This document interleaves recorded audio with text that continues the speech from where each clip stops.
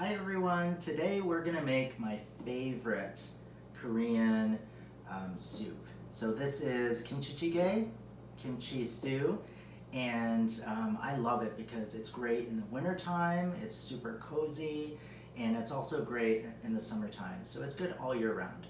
So what we're gonna start with first are the ingredients. So there's 7 ingredients plus water. And so the first ingredient is the sesame oil that I love. And this one you'll just need about 1 tablespoon.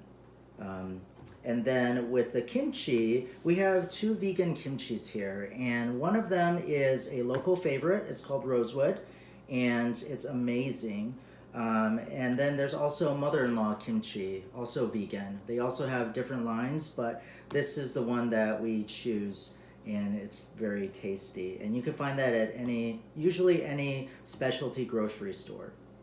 Then I have the gochujang, and there's actually 2 different types of gochujang I have. The first one is ones that you can find at some Korean stores or Asian stores. And then I also have the mother-in-law gochujang. And this is something that you can also find in the specialty stores.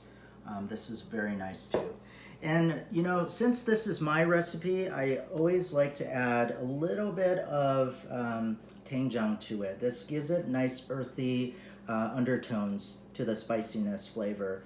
And that's not usually found in most kimchi jjigae recipes, but I just found that it just adds a hint of something different.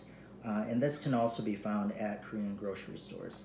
You'll need 2 cloves of garlic that are peeled, and then also some green onions to top it afterwards. And then with the tofu, we like the firm, but you can also use the soft ones, and you really just need half. You can always put the whole one in. And then just 4 cups of water. So that's it. And so I'm going to prepare the green onions in a moment. All right, so you can cut the green onions to whatever size you want, and I'm just going to cut the green part. And so that's about 1 cup of scallions. You can also use more than that, but I think that's perfect. As far as the garlic, I really just smash it. There's no need to chop it up. This is really just for added flavor when you're cooking. Okay, so I already added the 1 tablespoon of sesame oil to the pot, and I have it on medium. And then we're going to add kimchi to it. You can add as much kimchi as you want. 1 cup of kimchi would be fine. And then you're just gonna let this saute. You could turn it down to a little bit medium-low at this point. And just let that saute for about 1 to 2 minutes. Okay, so it's already been sauteing for about 1 to 2 minutes.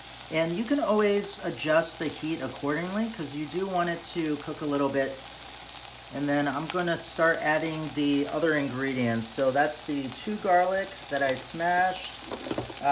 The doenjang, I'm going to add about a teaspoon worth to it. And then the gochujang, it depends on how spicy you want it, but a tablespoon would be fine. And what you want to do is you want to incorporate it, you want to keep stirring. And the reason why you want to keep stirring is so that it doesn't burn and scorch at the bottom.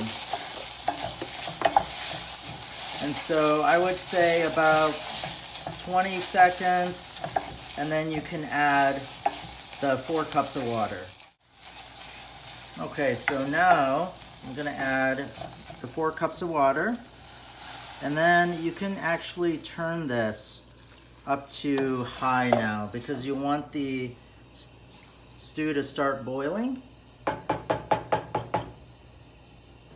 And then we're going to add the tofu as well. And you just want to add it slowly so the water doesn't splash.